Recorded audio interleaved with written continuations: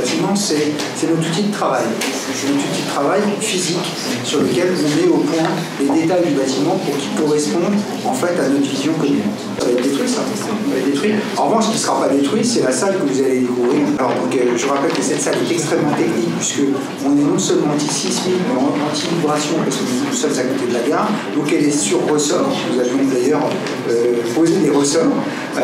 Et il y aura un deuxième niveau de ressort pour que, quoi qu'il arrive, la salle n'ait pas de vibration. Donc on a choisi les meilleurs acousticiens français pour cela, et donc pour apporter un outil de grande qualité au service de la culturalisme, puisque ce format de salle 600-700 places permet à des groupes, à des one-man shows, etc., de se présenter au public dans un environnement aussi où les accès pour le public sont géniaux, puisque vous avez à la fois la gare et vous avez le tramway juste à côté.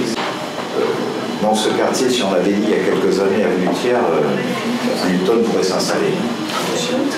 Personne n'aurait parié sur le fait que Newton pouvait choisir ce quartier pour s'installer.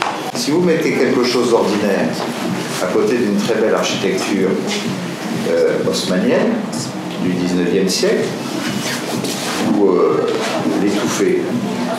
Si vous mettez une grande architecture contemporaine, vous permettez un éclairage sur l'architecture du 19e siècle et un éclairage sur l'architecture contemporaine.